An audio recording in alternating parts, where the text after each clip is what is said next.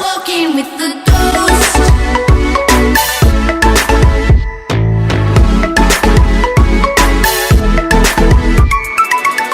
Assalamualaikum warahmatullahi taala wabarakatuh dan selamat datang kepada semua penonton to episod pertama Untold, di mana aku dan rakan-rakan seperjuangan akan membuat sedikit discussion, review dan memberi pandangan masing-masing tentang topik-topik tertentu. Pada episod pertama hari ini ataupun minggu ini, kita akan berbincang pasal Xbox One. Dan tetamu pertama untuk episod pertama hari ini adalah Meckronos. Hey, how's it going everyone? Apa khabar semua? Okay, so for those of you yang tak kenal lagi Meckronos, he's been in my live stream video berapa lama dah, banyak kali dah. Mostly tak silap aku Dead 3 if I'm not mistaken, which dah lama dah tak main. But yeah, Meckronos seorang writer, reporter, reviewer daripada Gamer Melaya. Aku akan tinggalkan segala link yang berpatutan kepada Meckronos dekat channel description, so korang semua boleh usah, boleh check it out and give him a bit of support. Okay, so as we all know, Okay. E3 punya conference baru je habis, if I'm not mistaken, baru je habis minggu ni. And banyak sangat benda yang nak discuss, tapi kita tak ada masa untuk discuss semua benda. So kita akan just pick one topic at a time untuk discuss. So topik pada hari ini ataupun minggu ini adalah the Xbox One X. Mac, any first thought for Xbox One X? Nama Xbox One X ni menarik betul lah dipilih. No, actually one of the rumours lah yang sebelum betul-betul announcement tu, a few rumours sebut kata dia just nak nama je letak Xbox Scorpio. Aha, yes. As in the code name tu kan. Dia ala-ala malas bagi nama lain. Right? The Project Scorpio. Sebabkan nama tu banyak dah selalu guna from their announcement last year kan. Dia orang ingat letak je nama tu. But dia tak jadi. Sebab nama tu macam tu, kalau kata tunjuk ke consumer asing kan yang tak follow game, yang tak follow gaming ni pelik lah. Apa Xbox Scorpio? Macam tak ada kena Xbox One Scorpio, apa hal ni? Okay, aku faham kenapa diorang tak pakai Scorpio. Macam correlation tu tak kena lah dengan daripada Xbox 360, Xbox One, and then tiba-tiba Xbox Scorpio. Macam lari jauh lah sikit daripada situ. Sebab macam in-joke dalam gaming family je lah yang faham. True. And then they tried to use Xbox Elite, which I predicted they were going to use sebab benda tu macam compare to PS4 dengan PS4 Pro kan. Yep. Xbox One Elite, and because dia orang pun memang ada line of Elite accessories macam yang controller mahal dia orang tu kan. Dia orang panggil Xbox One Elite controller. Okay. Tapi dia orang tak pakai nama tu sebabkan masa Xbox 360 ada Elite juga. Masa zaman Xbox 360 ada what? Xbox 360 Elite or what? Kira masa zaman tu pun dia ada macam ada tambahan nama ke, Arcade Edition, Elite, tapi mostly just different specs in terms of hard disk lah. Tapi tak beza in terms of performance. So dia orang tak nak confuse. Tak nak confuse, dia orang letak Xbox One X. Tak nak letak Elite, tak nak letak Elite. Lalu letak X. Yeah, I mean aku sendiri personally tak ada problem with the name. Cuma it is susah sikit nak sebut, macam takut tersasul. Xbox One X, sebab kau dah sebut Xbox, you know, the word X tu dah ada, but kau nak sebut lagi X tu is like apa orang kata, it's like a tongue twister lah. But I mean aku still okay je lah dengan nama Xbox One X.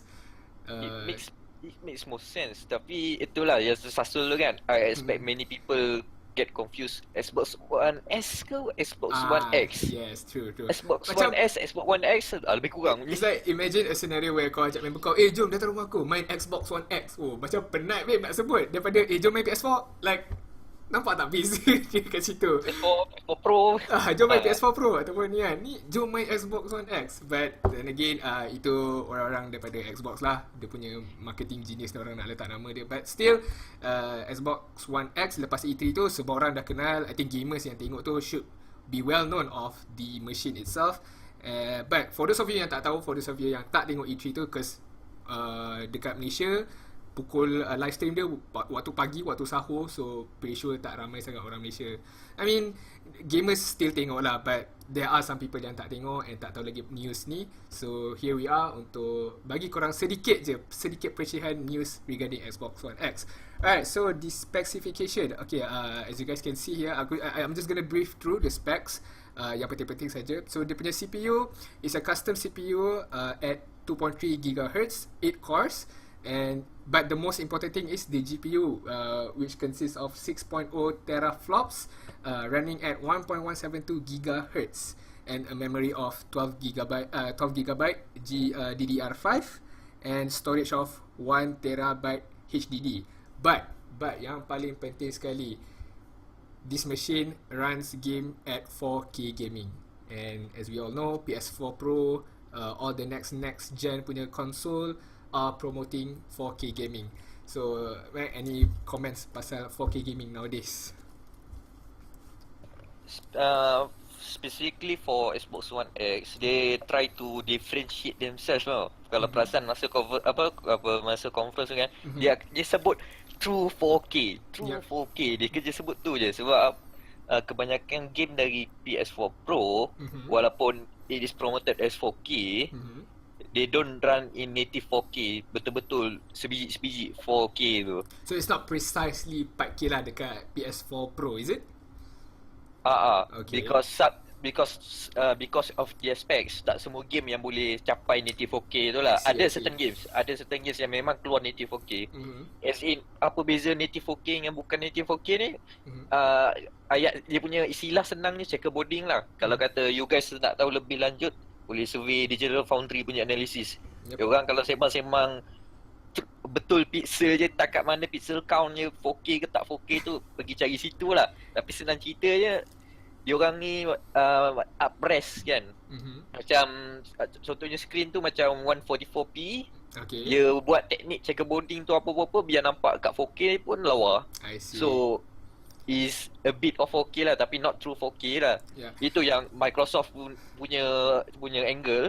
They keep saying, they keep hammering it down for true 4K, true 4K, because their specs are much higher than the PS4 Pro. As you can see the specs right here. And a lot of their games have the capabilities to actually go through to do native 4K, even though some games might not choose to do so lah. Contoh macam game third parties kan, yang jenis yang keluar both on PS4 and Xbox One, boleh jadi dia orang tak pergi jauh lagi, tak not nak reaching pergi that jauh 4K sangat. heights lah, but you can see that AAA games most definitely akan try to push for that 4K punya resolution punya gaming tu lah. Because in the conference as well, all the games, like obviously diorang tunjuk pasal Xbox One X, and then diorang tunjuk the games that come along with it kan, banyak lah game. We're not gonna go through that today, but all the games yang diorang tunjuk tu semuanya I can say that it was stunning. Graphic wise sangat-sangat cantik, color vibrant dia sangat menyelah. It's basically macam kau tengok movie. It's very hard to describe because it's more macam it's very subjective. Tapi all I can say that it's so beautiful, and for those of you yang mampu beli TV 4K, I highly recommend get it if you're a true gamer lah basically. But imagine like you're playing kau punya favorite game. I don't know lah, apa-apa je lah. Let's say you're playing a racing game. Imagine that true stunning HD. Kalau langgar air, the percikan of air tu, is like so realistic. Sangat-sangat realistic. It's so hard to point out lah. You guys have to experience it lah basically. Walaupun aku tengok live stream through komputer aku sendiri, but I can still boleh still rasa that 4K punya gaming memang cantik, especially dalam game Assassin's Creed. Aku suka gila. Okay. But yeah, how about let's say aku nak tanya kau lah. Let's say an individual beli Xbox One X, so it runs 4K gaming and such. Tapi dia tak ada TV 4K. The highest they can run is HD 1080p or something like that. Is it still worth it for them to buy, or is it macam chill dulu kumpul duit for 4K TV, or macam mana?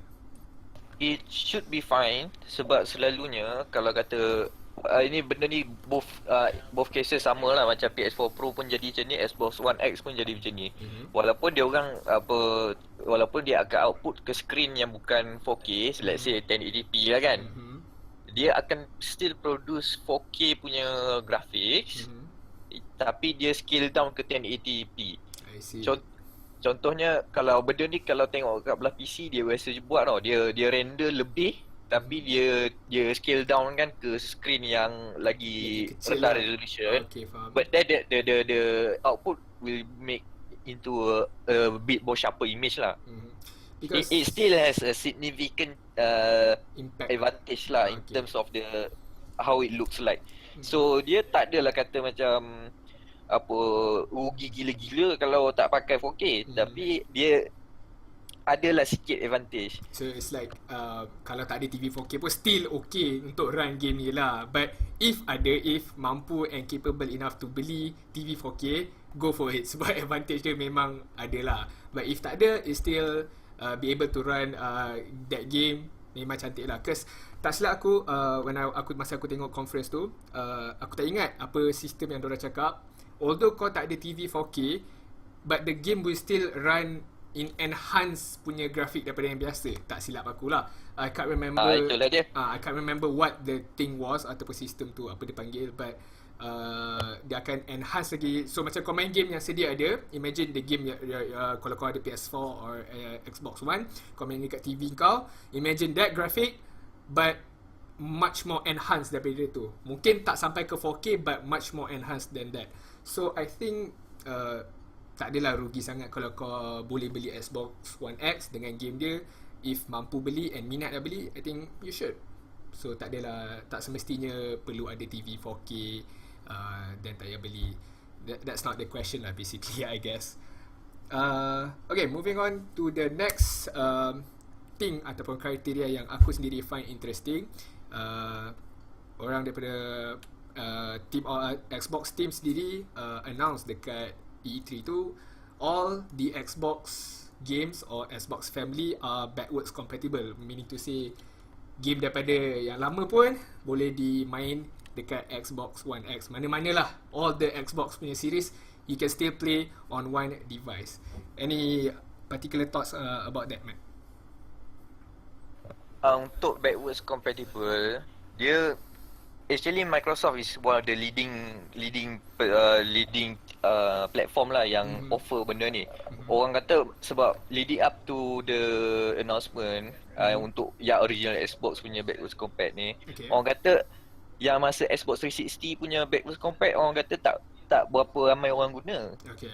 So they introduce masa kat 360 tapi tak ramai orang guna lah basically. Tahun lepas dia introduce benda ni. And dalam 100 game dia bagi pakai untuk backwards compat. And sekarang ni dalam 300 lebih lah. The library is growing. Basically senang kata kan, kalau backwards nak senang faham backwards compat ni kan, ambil CD Xbox 360, masuk dalam Xbox One tu, dia detect, dia lepas tu dia terus save dalam library.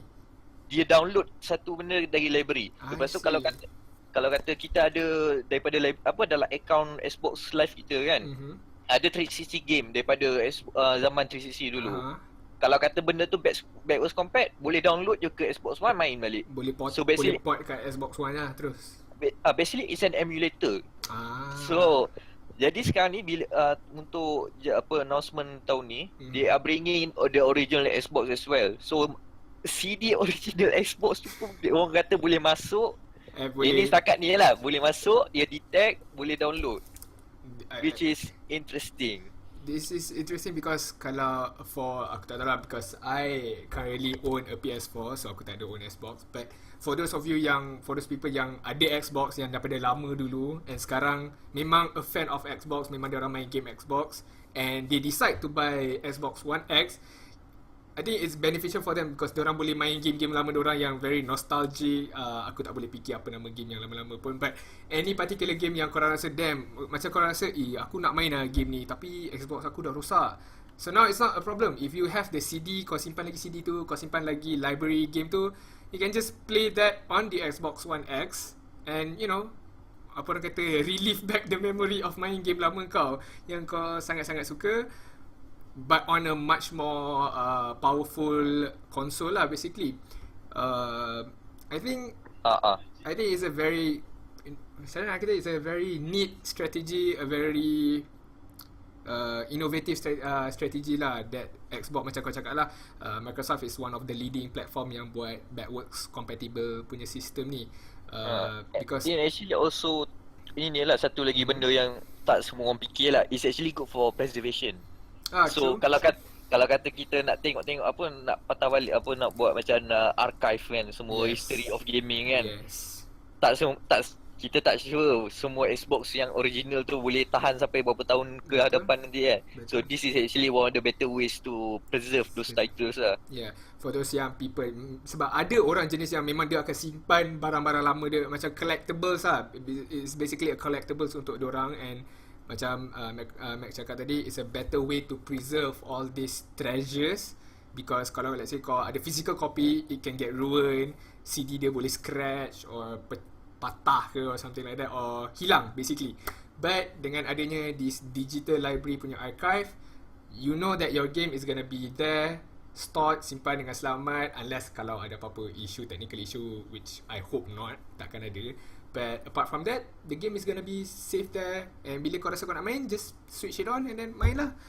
You know, relive back those memory. So I think it's a very good system, and I hope that not semua platform lah, I hope that PS4 pun, Sony pun will try to follow this footstep of backwards compatible. Because aku jenis yang atas pagar. I'm not like, aku Sony PS4 je, no. But I hope that both of this console ada backwards compatible, because some of the games yang aku suka daripada dulu ada dekat PS4, ada dekat PS1, PS2, and some of the games ada maybe dekat Xbox. So you get best of both worlds lah basically. So I hope that Sony pun probably will look into stepping up their backwards compatible punya game, and then we can enjoy games from the past basically.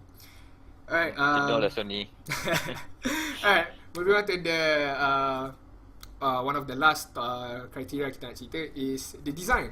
And I put here dekat mini note aku letak colour, but colour sebenarnya ada satu je, if I'm not mistaken. I'm gonna show you guys the picture. Aku akan tunjuk korang, okay, this is the Xbox One X, gambar saja. So itulah dia. The design, okay, the colour as you all know lah, the black colour. Setakat ni tak ada confirmation of any other colour kot, but who knows, probably confirm dia akan keluar something like limited edition or something like that lah. That one aku rasa mesti ada punya lah marketing strategy. But the most interesting about this design of the new Xbox One X adalah ia adalah Xbox yang paling kecil sekali dalam the entire Xbox punya family. How about that, Mac? Yeah, the Xbox One yang first keluar tu, if you guys have the chance to look at it kan, besar gedabak. I think I remember, I'm not sure if I remember, but it is quite big like that.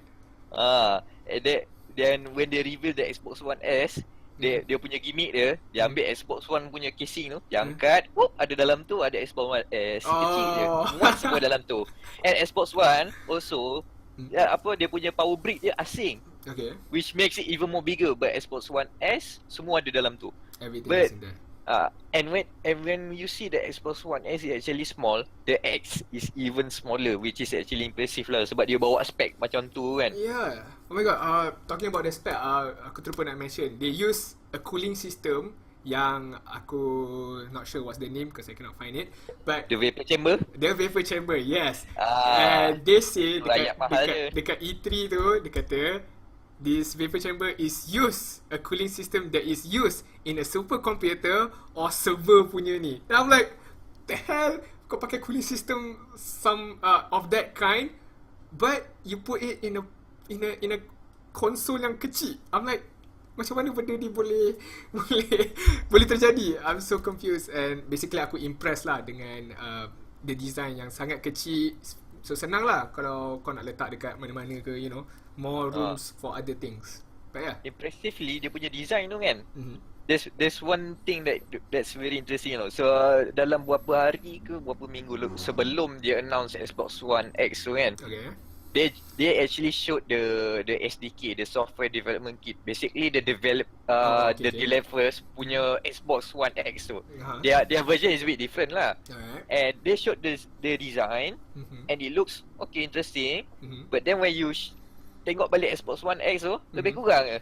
Except dia tak ada tunjuk ada screen LED dekat yang yang developers punya ada satu screen LED, dia orang boleh program untuk check frame rate, apa-apalah dia orang boleh buat lah. But mostly itu on the developer side lah. Tapi design dia sebiji je. Dia sebiji. So basically dia orang dah tease dah design tu. I see. Dia dah tunjuk dah siap-siap. So Saja je. Because as korang nak tahu, Mac is like I said, the review dan a writer for Gamer Malaya, so he knows a lot of stuff regarding the gaming world. And obviously mungkin dia dah tahu teaser dia. But for me, aku baru memang tahu macam mana aku tahu benda ni akan keluar, but I didn't know how it look like, macam mana bentuk dia apa semua. But once aku dah tengok benda tu, then I'm like I said, very impressed how they come up with such technology untuk minimizekan ruangan apa semua, but still be able to put a powerful component dalam sistem tu sendiri. But one thing, this is, aku tak tahu lah orang lain ada masalah ni ke tak. Dekat PS4, if you want to know, kat PS4 power button dia, aku sebenarnya first masa aku beli tu, aku tak nampak tau power button dia. I cannot see at all. Padahal benda tu dekat tengah je. It's something like somewhere in the middle tau. So I didn't know power button tu kat situ. So that was a bit of issue lah for me. Macam bila aku mana nak cari power button ni, bukan main susah lagi kan. So I hope that the Xbox One X ni punya power button is like visible, nampak butang besar tu ada logo power kat situ kan. Senang aku nak tekan lah. Macam aku tahu okay, power button kat sini. Alright, I mean, but that is, itu aku je lah. I'm not sure any other PS4 owner mengalami isu yang sama ke tak. Yang original PS4 punya kan. Dia yang tu memang banyak problem. But the Slim dia redesign balik button tu. Yeah, man, like imagine, okay, kau tahu PS1 kan. Kau nampak PS1 punya button besar mana?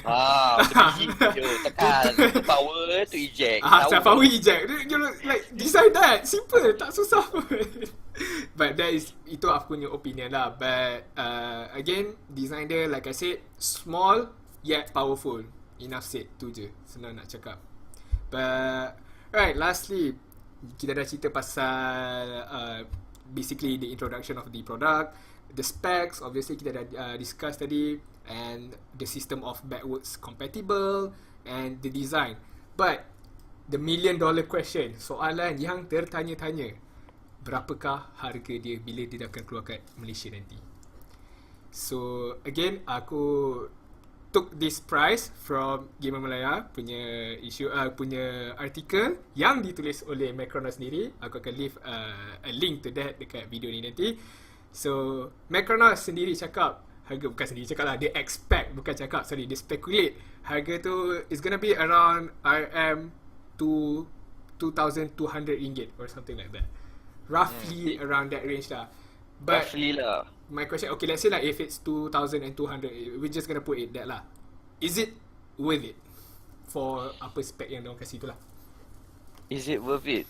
Kalau kata if you are thinking of getting a 4K capable console, PS4 Pro lagi murah, bawah 2,000.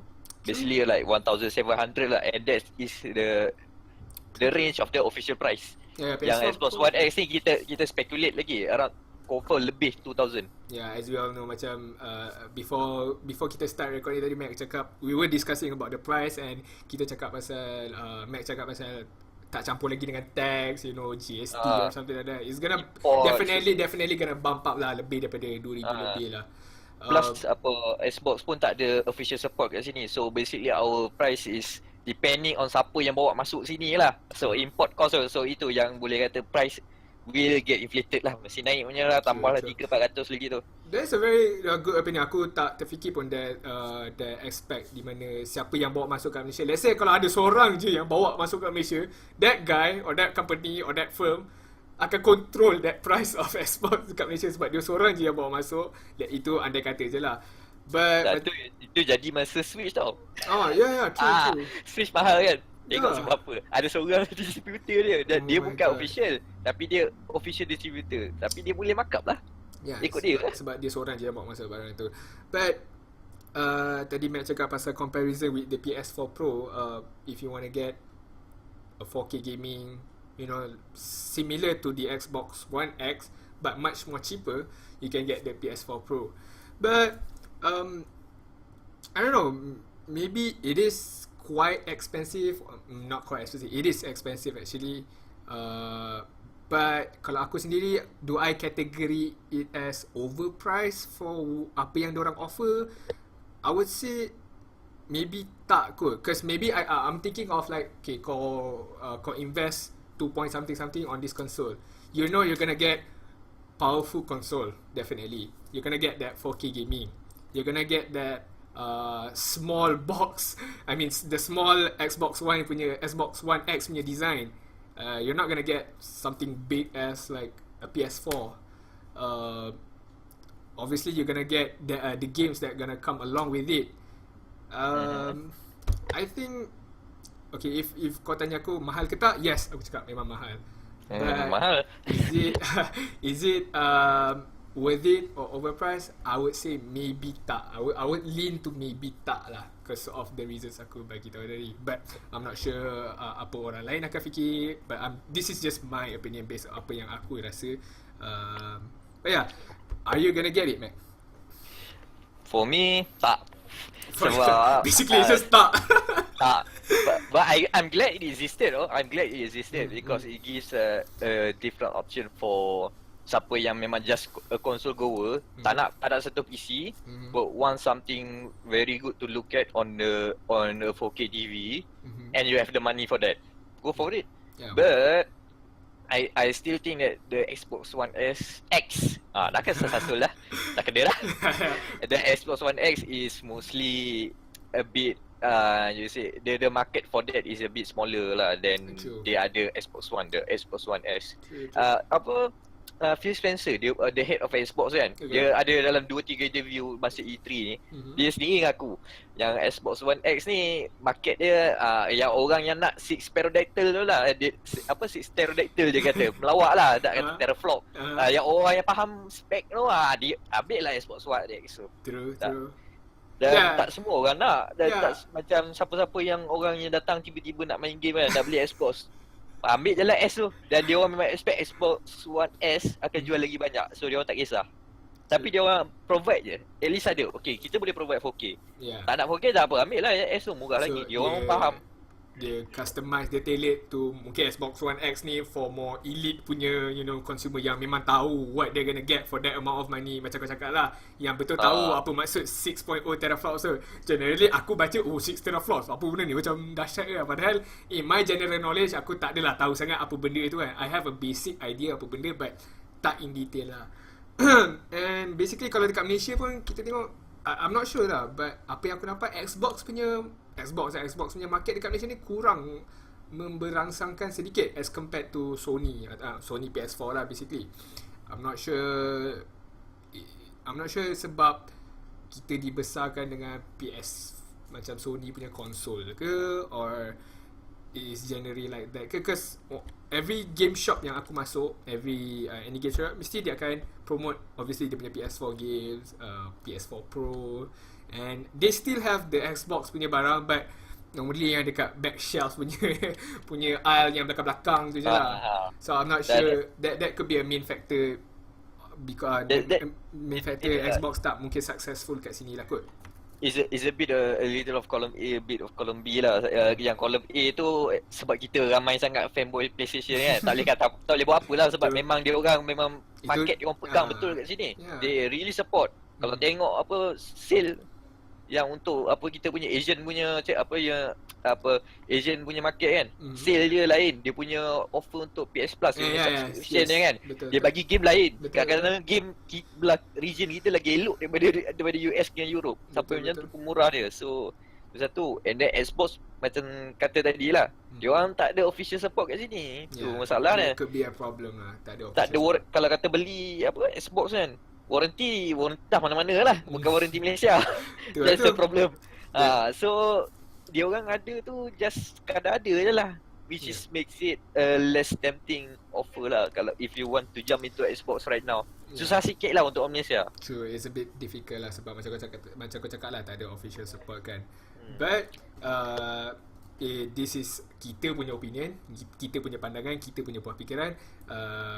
Apa yang korang semua fikir, apa yang penonton semua fikir probably lain. Mungkin they might want to buy it, but you decide, korang sendiri yang tentukan.